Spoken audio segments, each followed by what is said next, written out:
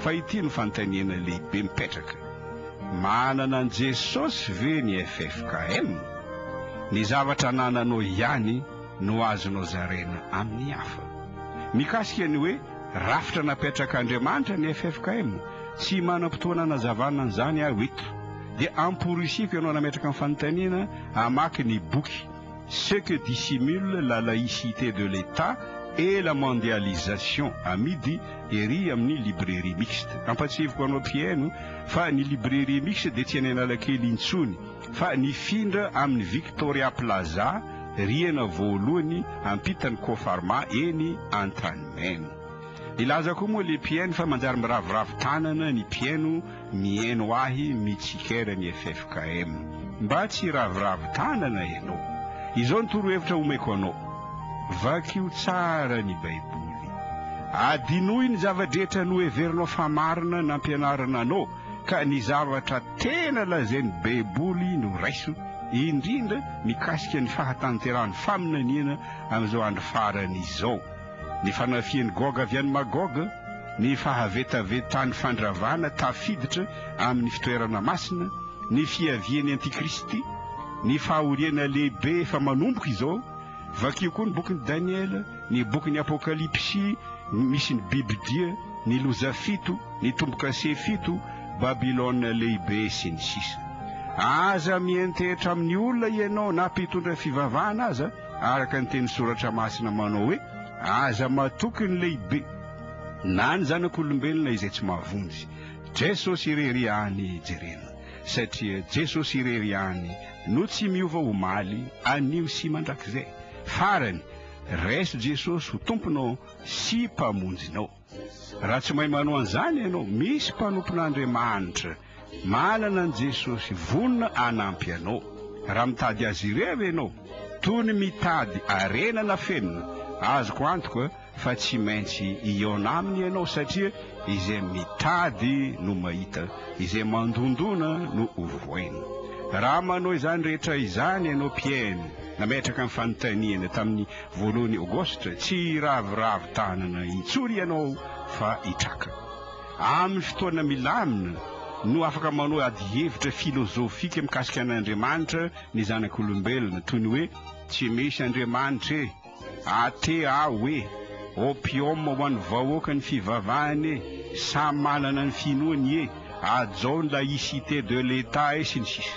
Ny vokany dia amanalina ny isan'ny antoko-pivavahana eran'izao tontolo izao. Rehefa tonga nefa ny patsa iray tsy omby vava, dia ny fahoriana lehibe izany izay tsy mbola nisy to azy hatr'izay ny androan'izao tontolo izao mandraka ankehitriny. Kilasy roa ihany no isy eto an-tany, andaniny ny olona manana an Jesosy, ankilany ireo tsy manana an Jesosy.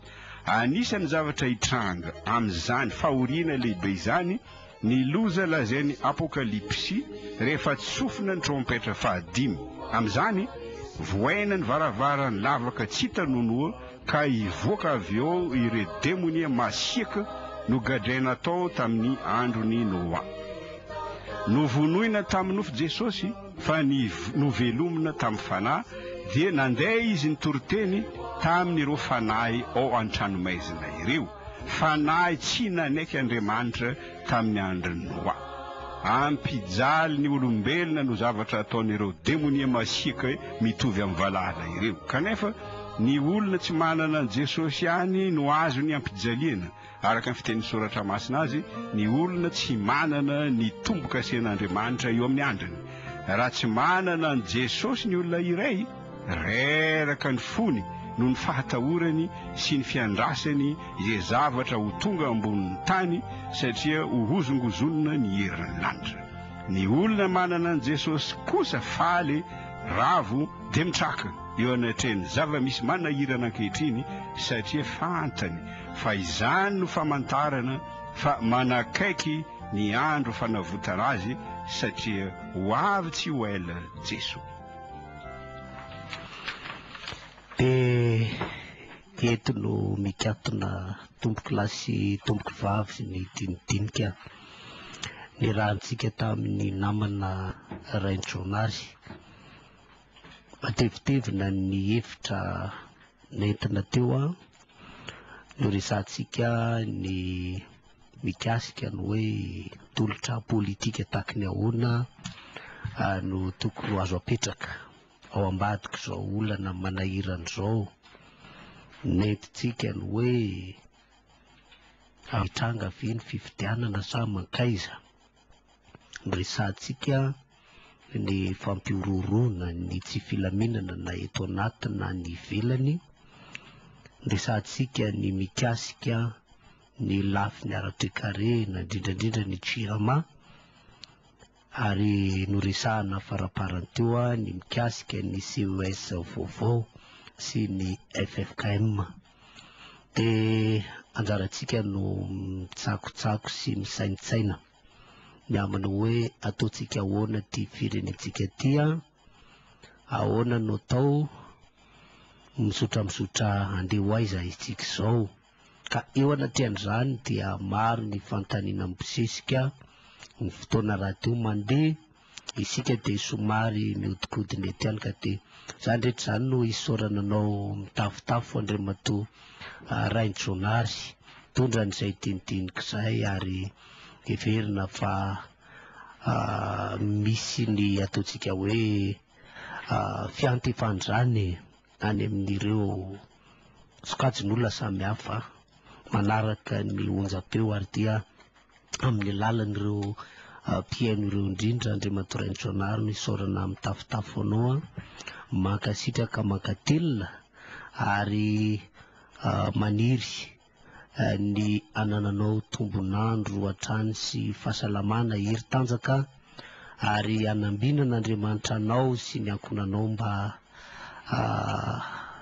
hatanjaka ao anatin'izao atao hoe ady mivaivay atrehana izao. Ka dia sady mirary soa no manao mandra-pioana mandra-pitafandray tompoko. Misaotra anao namana Ismaely amin'ny firariantsonao, mirary soa koa ho anao sy ny ankonanao sy ny mpiara-miasa rehetra eto amin'ny radio Antsiva, ary mirary soa ho an'ny vahoaka malagasy rehetra, samia isika rehetra tompoko ny tahian'Andriamanitra. Dia mangatabavaky ho antsika menakavy na ho an'ny firenena na ho an'ity onjam-peo ity na ho an'ny mpiteny, satria araka ny nambara teo tsy moramora ny manda be izay atrehantsika menakavy dia mba ho tanteraka eto amin'ity Madagasikara ity ny tena sitrapon'Andriamanitra. Dia mirary soa indrindra mankatelina ny Noël Randrenantenaina, mankatelina ny namana Rainjonary, misaotra anao mpieno